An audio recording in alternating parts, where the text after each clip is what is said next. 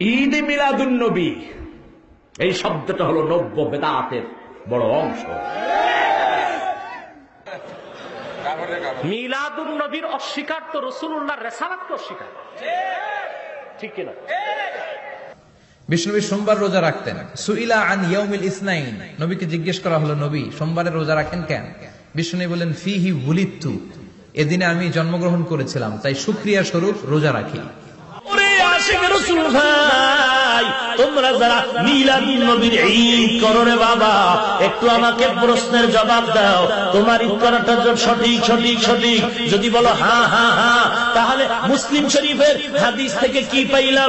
মিলাদুন নবীতে রোজা রেখেছেন আমার নবী, তাহলে সেটা কি বেঠিক হয়ে যাবে?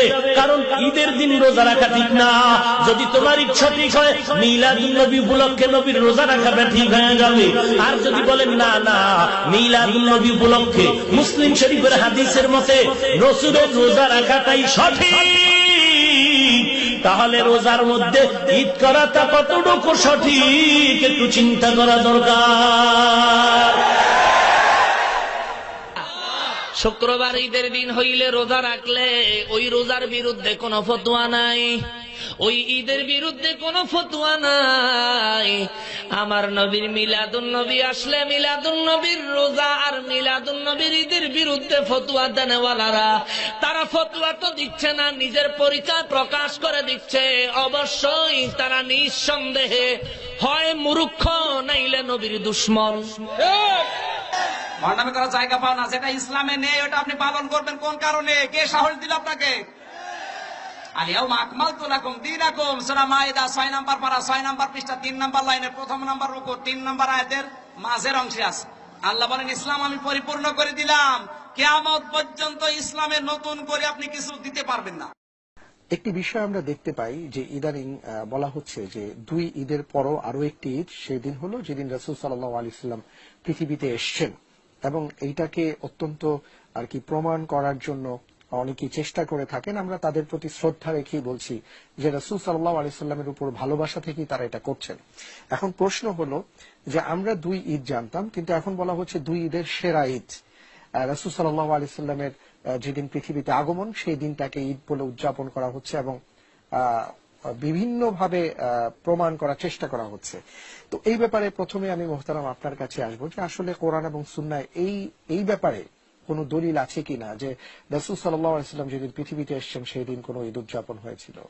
সেই দিনটি তো অনেক একটা ঐতিহাসিক দিন বা বরকতের দিন, এটা ভিন্ন কথা, এটা ইতিহাস।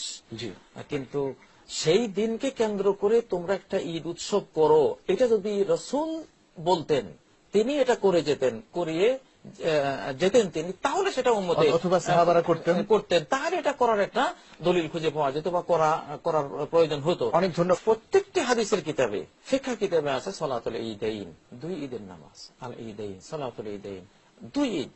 এবং নবীজি বলেছেন যে হাজান ইয়াউমান আবদালাকুমুল্লাহু বিহিমা ইয়াউমাইনি খায়রাম মিনহুমা, যে দুইটা দিন তোমরা জাহিলি যুগে উৎসব হিসেবে পালন করতে, ওই দুইটা দিন রহিত করে দিয়ে বাকি দুটা দিন আল্লাহ তাআলা তোমাদেরকে দিয়েছেন, দুটা ঈদ দিয়েছেন, ইয়াউমুল ফিতরি ওয়াল আযহা। একটা হলো ঈদুল ফিতর, একটা হলো ঈদুল আযহা। ঈদের ঈদ কি দুটা হবে না তিনটা হবে না চারটা হবে, এই সংখ্যা নির্ণয়ের অধিকার একমাত্র আল্লাহ রাসূলের, এটা কোনো মানুষের হতে পারে না। অতএব শরিয়ার আইনে আমাদের লতে আছে দুই ঈদ। এখন যদি কেউ তৃতীয় ঈদ তিনি বলতে চান, তাহলে যেমন নামাজ 5 ওয়াক্ত আছে, তিনি 6 ওয়াক্ত ফরজ করে দিলেন। প্রশ্ন করেছেন, ঈদে মিলাদুন নবী উপলক্ষে কোরআন ও হাদিসের আলোকে কি কি ইবাদত করা যায়?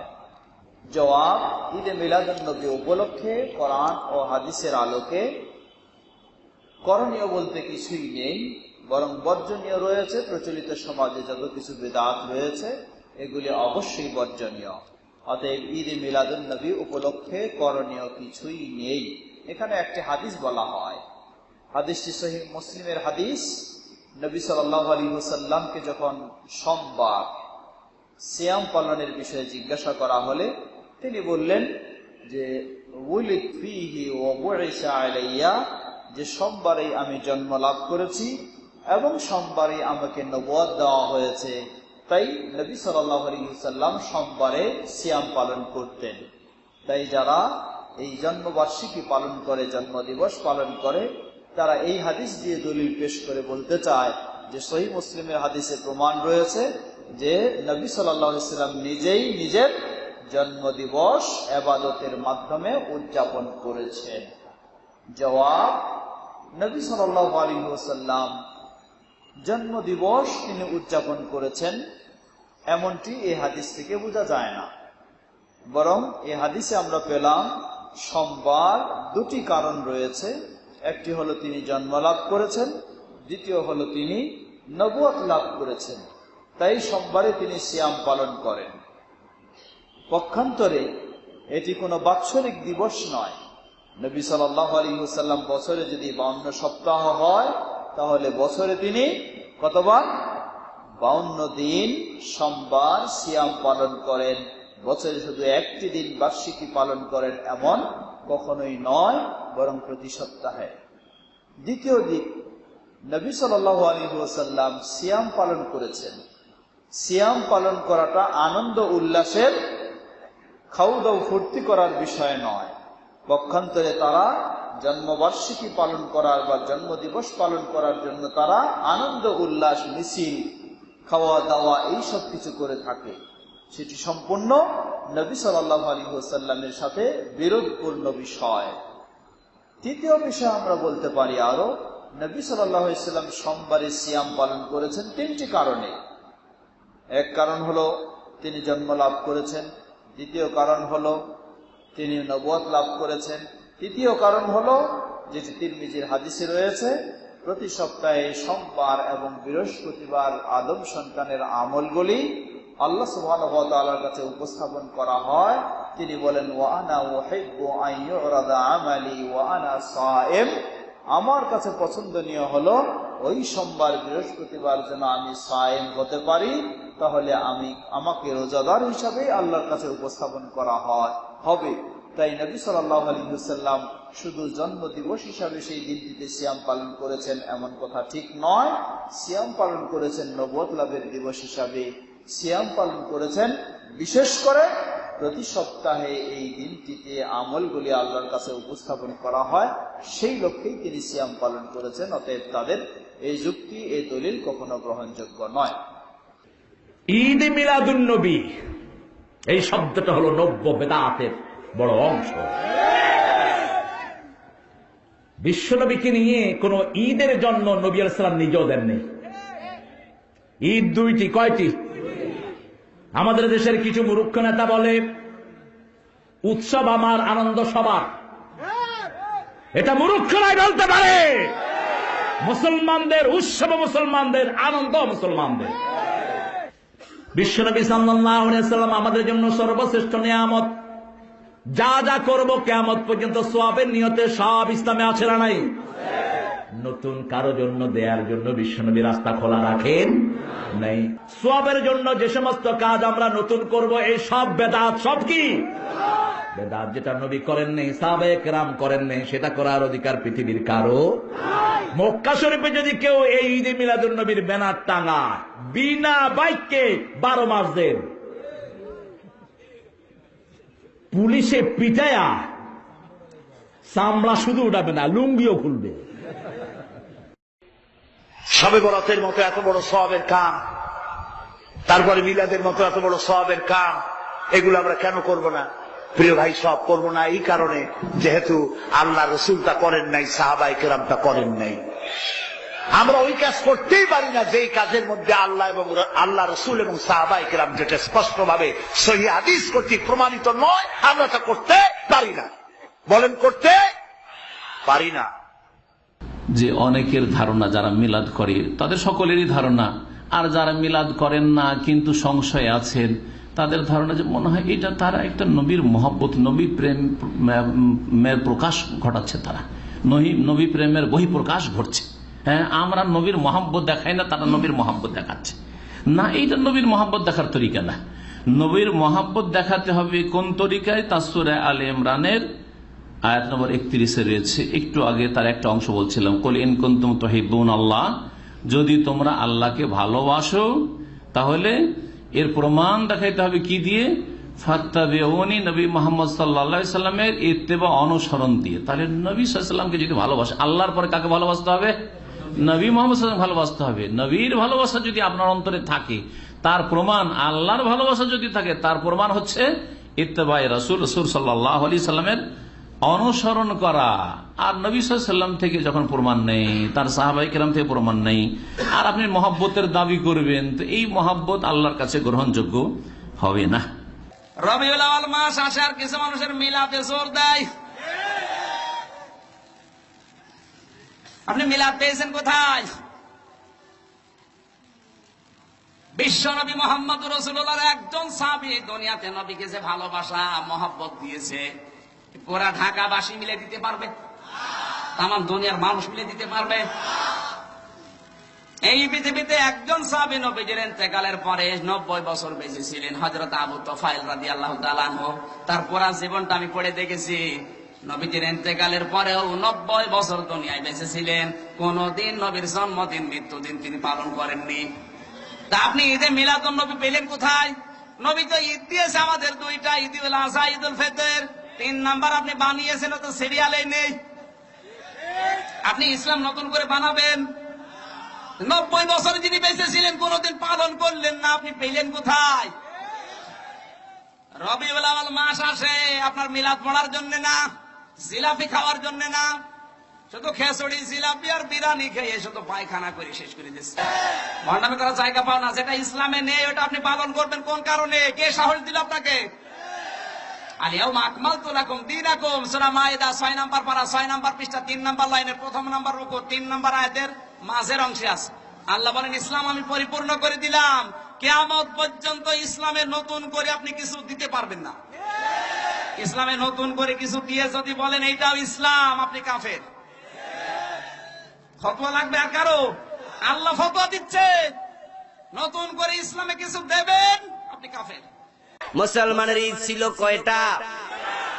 বাংলাদেশে এখন দেখা দিছে কয়টা? একটা আমরা একটু বাড়াইছি হালুয়া রুটি খাওয়ার জন্য, ঠিক না? একটা ঈদ বাড়াইয়া দিল, কি সুন্দর ভাবে বন্ধু, কত মিছিল হলো, মিটিং হলো, স্লোগান হলো, সেমিনার সিম্পোজিয়াম হলো। আল্লাহ রাসূল রেখে গেছেন ঈদ দুইটা, ঈদুল ফিতর, ঈদুল। এখন আমরা নতুন একটা ঈদ পাইলাম, এটার নাম দিছে ঈদে মিলাদুন নবী সাল্লাল্লাহু আলাইহি ওয়াসাল্লাম। আমার বন্ধু শুধু ঈদে বাড়ায় নাই, ঈদ বাড়ানোর পরে ওনারা স্লোগান দিতেছে সকল ঈদের সেরা ঈদ ঈদে মিলাদুন নবী। এমন স্লোগান আছে না নাই? সেরা ঈদ এটা। বলুন তো আল্লাহ রাসূল যে ঈদ করেছেন সেই ঈদের মাঝে নামাজ আছে না নাই? ঈদুল আযহায় কয় রাকাত? ঈদুল ফিতরে কয় রাকাত? ঈদে মিলাদুন নবীতে নামাজ ঈদের কয় রাকাত? সেরা হইল কি দিয়া?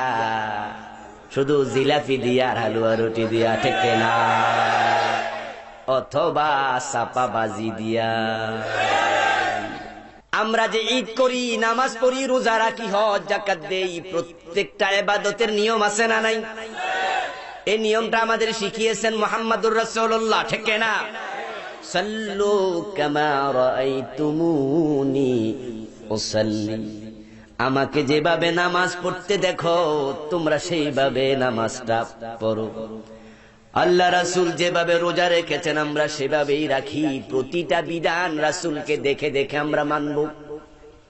এখন আপনাদেরকে প্রশ্ন করতে চাই, ঈদে মিলাদুন নবী যারা আপনারা বানাইলেন, করতেছেন বন্ধু, ওই ঈদটা আপনারা কেমনে শুরু করবেন, কেমনে শেষ করবেন, একটু হাদিস থেকে দেখান দেখি। আমার বন্ধু আপনাদের জ্ঞাতার্থে জানাচ্ছি, একটু কান খুলে শুনুন। ঈদে মিলাদুন নবী ইসলামে থাকা দূরের কথা, ঈদে মিলাদুন নবী শব্দটাই ইসলামে নাই, কোরআনেও নাই, হাদিসেও নাই। আর কোরআন এবং হাদিসের বাহিরে ইসলাম নাই।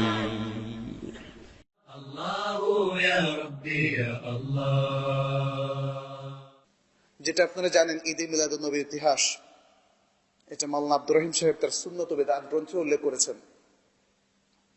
যখন ফাতিমিরা মিশরে শাসন করত, তখন তারা যখন দেখলো যে খ্রিস্টানরা ঈসা আলাইহিস সালামের জন্মদিনে তারা উৎসব করছে, বলছেন তাহলে আমাদেরও তো আরেকজন নবী আছেন, তিনিও তো পৃথিবীর জন্য মার্সি, রহমত, তাহলে সেটাকে কেন আমরা পালন করব না? এ হলো চিন্তা, উৎপত্তি, এরপর হলো শুরু। এরপর একজন বাদশাহ একজন কবিকে 1000 দিনার দিলেন কিছু কবিতা লিখতে। কবিতা গাথা দিয়ে শুরু হলো ঈদে মিলাদুন্নবী অনুষ্ঠান। এটা হচ্ছে ইতিহাস। আনফরচুনেটলি মুসলিমরা সে ইতিহাস ভুলে গেছে। তারা এটাকেই বিশাল এক দল ইবাদত হিসাবে গ্রহণ করেছে। এটা ঘটেছে হিজরি 4th দশকে, কেউ কেউ বলেছেন হিজরি 4th শতকে অথবা 6ষ্ঠ শতকে, অর্থাৎ রাসূল সাল্লাল্লাহু আলাইহি সাল্লামের মৃত্যুর প্রায় 400 বছর পরে এই ঘটনাটা ঘটেছে। বিদআতের সংজ্ঞাটা কি? দ্বীনের যে কোনো উপলক্ষ, যে কোনো আমল, যে কোনো বিষয় দ্বীনের যদি প্রচলন হয় রাসূল সাল্লাল্লাহু আলাইহি সাল্লাম এর ওহীর দরজা বন্ধ হয়ে যাওয়ার পরে এবং তার ইন্তেকালের পরে, সাহাবায়ে কেরামের জামানা চলে যাওয়ার পরে, তখন সেটা কি হবে? সেটাই তো বিদআত হবে। এই সহজ জিনিসগুলো আমরা বুঝছি না, আমরা যুক্তির দিকে যাচ্ছি। আমরা বলতে চাচ্ছি যে রাসূলুল্লাহ সাল্লাল্লাহু আলাইহি সাল্লাম তিনি হচ্ছেন সৃষ্টির সেরা মানুষ, শেষ নবী, সাইয়্যিদু ওয়ালাদ আদম। তো এই লোকের জন্মদিনটাকে কি আমরা পালন করব না? এগুলো হচ্ছে যুক্তির কথা, এগুলো হচ্ছে আবেগের কথা। ইসলামে আসলে জন্মদিন পালন এবং মৃত্যুদিন পালনের কোনো সিগনিফিকেন্স নাই, কোনো তাৎপর্য নাই এবং কোনো অনুমতিও।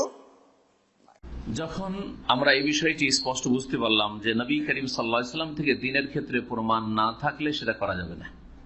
মনে রাখবেন, অনেকে বলে যে নিষেধ তো নাই, এগুলো সংশয়। ঠিক আছে, নবী সাল্লাল্লাহু আলাইহি সাল্লাম করেননি, করতে বলেননি, আর কোন প্রমাণও পাওয়া যায় না সাহাবীরা করেনি, কিন্তু নিষেধ তো নাই। এই নিষেধ নাই কথাটি দ্বীনের ক্ষেত্রে চলবে না, ওরাও মানে না।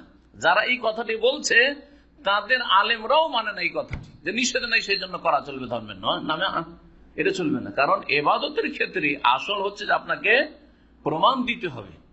এই ক্ষেত্রে যারা মিলাদ করছেন, মিলাদুন নবী বা জন্মবার্ষিকী পালন করছেন, তখন আপনি বলে দিচ্ছেন যে নিষেধ নাই। কিন্তু যেই কাজটি আপনি করেন না, অন্যরা করছে আর আপনার কাছে সেটা বিদআত, সেই ক্ষেত্রে এই ফর্মুলায় আপনি বলবেন যেটা আমি বলছি।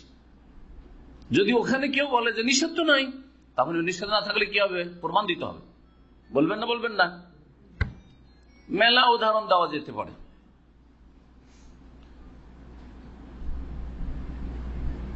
একটা এমনি উদাহরণ দেওয়া যেতে পারে যাতে সহজে বুঝতে পারবেন। দিনে কতবার আজান রয়েছে? 5 বার আজান আছে। কেউ যদি 7 বার আজান দেয়, 6 বার দেয়, চলবে? চলবে? যে আজান দিতে চাচ্ছে বলছে নিষেধ নেই। ঠিক আছে, বেলাল রাদিয়াল্লাহু তাআলা 5 বার আজান দিয়েছেন, নবীর মুয়াজ্জিন 5 বার আজান দিয়েছেন, কিন্তু নিষেধ কোথায় আছে? 6 বার আজান দিতে নিষেধ আছে, এরকম হাদিস দেখান তো পাবেন? তাহলে ওইখানে তো চলবে না। মুসলমানরা কখনোই জন্মদিন, অর্থাৎ সাহাবীদের যুগে, তাবেঈনদের যুগে, আবু হানিফার যুগে, আবু ইউসুফের যুগে, শাফিঈর যুগে, আহমদ ইবনে হাম্বলের যুগে রাহিমাহুমুল্লাহ তাআলা আজমাইন, জন্মদিন মৃত্যুদিন যে পালন করতে মুসলমানরা কখনো জানতো না। এটা হলো পার্সিয়ান কালচার, ইরানিয়ান, আরিয়ান, আর্য কালচার। ভারতের আর্যরা, ইরানের আর্যরা, ইউরোপের আর্যরা এটা করত। মুসলিম উম্মাহ প্রথম 500 বছর তারা কারো জন্মদিনই পালন করত না। শুধু ইরানের মানুষেরা, ইরানের মানুষদের ভিতরে কিছু জন্মদিন পালনের অভ্যাস ছিল, তবে ধর্মীয় ক্ষেত্রে ঢুকতে পারেনি। রাসূলুল্লাহ সাল্লাল্লাহু আলাইহি ওয়াসাল্লামের জন্মদিন অথবা মৃত্যুদিন, সাহাবীদের, অন্যদের প্রথম এটা পালন শুরু করে শিয়ারা। রাসূলুল্লাহ সাল্লাল্লাহু আলাইহি ওয়াসাল্লামের জন্মদিন, ফাতেমার জন্মদিন, আলীর জন্মদিন, হাসানের জন্মদিন, হুসাইনের জন্মদিন, এটা ইরানি সভ্যতা, তাদের ভিতরে জন্মদিন পালনেরই ছিল। সালাউদ্দিন আইয়ুবের ভগ্নিপতি মুজাফফরউদ্দিন কুকবরি তিনি একটা চিন্তা করলেন যে মুসলমানদের যে হতোদ্যম, অসহায়, আমি যদি রাসূলুল্লাহ সাল্লাল্লাহু আলাইহি ওয়াসাল্লামের জন্ম উপলক্ষে একটা বড় আয়োজন করি, তাহলে মুসলমানরা এসে এখানে একটু উদ্দীপনা পাবে। তিনি 602 হিজরি থেকে রাসূলুল্লাহ সাল্লাল্লাহু আলাইহি ওয়াসাল্লামের ওফাতের প্রায় 600 বছর পরে 2 সপ্তাহ ব্যাপী মিলাদুন নবী আয়োজন করলেন। মাস খানেক প্রায় চলত। ওয়াজ হতো, কাওয়ালি হতো, খাওয়া দাওয়া হতো, আলেমদের ওয়াজ হতো, বক্তৃতা হতো, ছড়া কবিতা গান হতো। শেষ দিনে, কোন দিনে? নবীজির জন্মদিনে। তখনও 12 রবিউল আউয়াল প্রসিদ্ধ হয়নি। তখন উলামায়ে কেরামের ভিতরে অনেকগুলো কওলের ভিতরে 2টো কওল প্রসিদ্ধ ছিল, একটা হলো 8, একটা হলো 12। রাসূলুল্লাহ সাল্লাল্লাহু আলাইহি ওয়াসাল্লাম ওফাত 12, বেলাদাতে অনেকগুলো কথা, তার ভিতরে একটা হলো 8, একটা হলো 12। মুহাম্মদ ইবনে সাদ 8 কে তারজিহ দিয়েছেন, এটাই শক্তিশালী। মুহাম্মদ ইবনে ইসহাক 12 কে তারজিহ দিয়েছেন। তো উনি একবার 8 একবার 12তে উনার ঈদে মিলাদুন নবী শেষ করতেন। এইভাবে বাৎসরিক ঈদে মিলাদুন নবী শুরু হলো। কাদের থেকে শুরু হলো? তার আগে কারা? খ্রিস্টানরা। খ্রিস্টানদের মিলাদুন নবী থেকে আমরা আমাদের মিলাদুন নবী শিখলাম। এর আগে সাহাবীদের যুগ, তাবেঈনদের যুগ, তাবেঈনদের যুগ, তারা রাসূলুল্লাহ সাল্লাল্লাহু আলাইহি ওয়াসাল্লাম মিলাদ করতেন সোমবারের রোজা পালনের মাধ্যমে এবং সিরাত, শামায়েল, হাদিস, কোরআন একসাথে ওয়াজ আলোচনার মাধ্যমে। আর আমরা আগেই বলেছি আমাদের মডেল মুহাম্মদ রাসূলুল্লাহ সাল্লাল্লাহু আলাইহি ওয়াসাল্লাম এবং সাহাবায়ে কেরামগণ, এবং তাদের মডেলে উম্মতের খায়ের। আল্লাহ কোরআনে তাদেরকে মডেল করেছেন। তারা যেভাবে পালন করেছেন, যে আদর্শে পালন করেছেন, সেটাই আমাদের করা উচিত। কথা কি বুঝতে পেরেছেন ভাইরা? আমরা সমাজে অনেক সময় ইমোশনকে কাজে লাগাই। সকল ঈদের সেরা ঈদ মিলাদুন নবী, এটা আমরা বলি রাসূলুল্লাহ সাল্লাল্লাহু আলাইহি ওয়াসাল্লাম সকল মানুষের সেরা, এটা ইমোশন। আমরাও বিশ্বাস করি রাসূলুল্লাহ সাইয়্যিদুল বনি আদম, সাইয়্যিদুল খালক। কিন্তু কথা হলো, এই কথা বলার দ্বারা আমরা কি বুঝাচ্ছি? রাসূলুল্লাহ সাল্লাল্লাহু আলাইহি ওয়াসাল্লাম সাহাবীরা সকল ঈদের সেরা ঈদ করেননি। তারা জীবনে দেখেন, কোন ইতিহাসে দেখান আবু বকর, ওমর, ওসমান, আলী, হাসান, হুসেন, ফাতেমা, আবু হানিফা, মুহাম্মদ, কেউ কখনো পেশাব কি করে করতে হবে তাও লেখা আছে আবু হানিফার ফিকহের বইয়ে, কিন্তু মিলাদ কি করে করতে হবে লেখা নেই। কথা বুঝতে পারছেন না? কারণ আমাকে একজন বলছে, ইংল্যান্ড থেকে ফোন করেছে, হুজুর মিলাদুন নবী। বললাম যে আমি মনে করছি মিলাদ বিরোধী লোক। বললাম ভাই ঝগড়া করতে হয় না, মানুষেরা না বুঝে করে, নবীজি তবে সুন্নত কায়দায় যাওয়া উচিত। বলে না হুজুর, এই যে আপনারা মিলাদ নিষেধ করেন, তা বুঝলে মিলাদের পক্ষের লোক। তা বললাম যে দেখেন, মিলাদ নিষেধ করা হয় না, সুন্নাহ পদ্ধতিতে মিলাদ করে। তা এখন নানান কথা বলতে থাকে, তা আমার রাগ হলো। আব্দুল হাই মুহাদ্দিস দেহলভী অমুক কথা লিখেছে মাদারিজুন নবুওয়াতে, ইবনে হাজার হাইতামি অমুক কথা লিখেছে অমুক বইয়ে। আমাকে বিরক্তি লাগলো। আমি বললাম যে রাসূলুল্লাহ সাল্লাল্লাহু আলাইহি ওয়াসাল্লাম থেকে 500 বছর, আব্দুল কাদের জিলানী বলতো, বলে ইমাম গাজালি পর্যন্ত একটা আলেমের বই থেকে একটা কথা বের করেন যে তিনি মিলাদ উদযাপন করতে বলেছেন। এ কারণে যে কোনো ব্যক্তির জন্মদিন পালন করা, স্মরণ রাখার জন্য সেটা হারাম, পরিষ্কার। তাই যদি বলেন কোন নবীর জন্মদিন পালন করা বা শ্রদ্ধার জন্য কোনো ব্যক্তিত্বের, সেটা হারাম, আমি একমত। কারণ ইসলামে একটা উল্লেখযোগ্য নিয়ম আছে। ইবনে তাইমিয়ার মতে, তিনি সহিহ হাদিস থেকে বর্ণনা দিয়েছেন যে উপাসনার সাথে সংশ্লিষ্ট বিষয়গুলো হচ্ছে ইবাদত। যা কোরআন এবং সহিহ হাদিসে উল্লেখ আছে তা পালন করতে হবে, যেগুলো উল্লেখ নাই সেগুলো হারাম। যা উল্লেখ আছে তা করতে হবে। যেমন ধরেন কিভাবে নামাজ পড়বেন, এটা বলা হয়েছে, রাফে দাইন করতে হবে, সূরা ফাতিহা পড়তে হবে। তারপর বললেন ঠিক আছে, আমি অন্য কিছু পড়বো, সূরা ফাতিহা পড়বো না। আমি নামাজে একটা হাদিস পড়বো। আমি বলবো কেন হাদিস পড়ছেন? না, তবে কোন হাদিস তো বলছে না যে পড়তে পারবেন না। তাই ইবাদতের ক্ষেত্রে যেটা বলা হয়েছে সেটাই করতে হবে, বা ক্যাটাগরির উপর নির্ভর করে বাধ্যতামূলক। তবে যা বলা হয়নি তা হারাম। আগামীকাল বলতে পারবেন না আমি এক পায়ে দাঁড়িয়ে নামাজ পড়বো, ঠিক আছে। তবে আমি যদি বলি এক পায়ে দাঁড়িয়ে নামাজ পড়বেন না, আপনি বলবেন কেন? আমাকে একটা হাদিস দেখান যেটা বলছে এক পায়ে দাঁড়াতে পারবেন না, কোরআনের একটা আয়াত দেখান যেটা বলছে এক পায়ে দাঁড়াতে পারবে না। দেখেন, যা বলা হয়েছে তাই করতে হবে উপাসনার ক্ষেত্রে, ইবাদতের ক্ষেত্রে। তবে মামলাত অন্যান্য বিষয় করতে পারেন ইবাদত ছাড়া। ইবাদত মানে নামাজ পড়েন, ইবাদত যেমন জাকাত, সবকিছু ব্যবসার ক্ষেত্রে। অন্যান্য দুনিয়াবী বিষয় যেগুলো ইবাদতের সাথে সরাসরি জড়িত না, যেটা হারাম বলা হয়েছে সেটা হারাম, যেটাকে হারাম বলা হয়নি সেটা হালাল, ঠিক আছে? কোরআন এবং সহিহ হাদিসে যেটাকে হারাম বলা হয়েছে সেটা হারাম। যেটা উল্লেখ করা হয়নি হতে পারে মাকরু ক্যাটাগরি, মুবাহ ক্যাটাগরি, মুস্তাহাব বা ফরজ বা হালাল ক্যাটাগরিও হতে পারে। যেমন ধরেন কোরআন বলছে শুকর খাওয়া হারাম, মদপান করা হারাম। খাবার যেগুলো কোরআন হাদিসে হারাম বলা হয়েছে সেগুলো হারাম, অন্যান্য সব হালাল। খুব সহজ। আমের কথা কোরআনে বলা হয়নি যে এটা খেতে পারবেন না, উল্লেখ করা আছে না? সহিহ হাদিসে উল্লেখ আছে না? ও এটা উল্লেখ নাই তার মানে হারাম না। উল্লেখ নাই মানে হচ্ছে মুবাহ, ঐচ্ছিক। হালাল, হালালের ক্ষেত্রে হতে পারে মুবাহ, মুবাহ মানে ঐচ্ছিক। এটা মুস্তাহাব হতে পারে, ফরজ হতে পারে। যদি ফরজ হিসেবে উল্লেখ না থাকে তাহলে ফরজ না। আপনাকে বুঝতে হবে যে শরীয়তে দুই ধরনের বিধান আছে। একটা হচ্ছে ইবাদত, যার উল্লেখ থাকলে করা যাবে হালাল, যদি উল্লেখ না থাকে হারাম। দুনিয়াবি বিষয়ে অন্যান্য ক্ষেত্রে মামলাত, ইবাদতের বাইরে কার্যক্রমগুলোতে যা হারাম বলা হয়েছে তা হারাম, অন্য সবকিছু হালাল। সুতরাং কোন ব্যক্তিত্বের জন্মদিন পালন করাটা ইবাদতের পর্যায়ের অন্তর্ভুক্ত। এটা কোরআন এবং সহিহ হাদিসে উল্লেখ নাই যে জন্মদিন পালন করতে পারবেন না, উল্লেখ নাই, কিন্তু এটা হারাম কারণ শিরকের পর্যায়ে, বুঝতে পারছেন? তবে ব্যক্তিগতভাবে জন্মদিন পালন করাটা দুনিয়াবী বিষয়। কিছু মুসলিম বলছেন হারাম, তাতে আমি একমত না, কারণ এটা দুনিয়াবী বিষয়ের।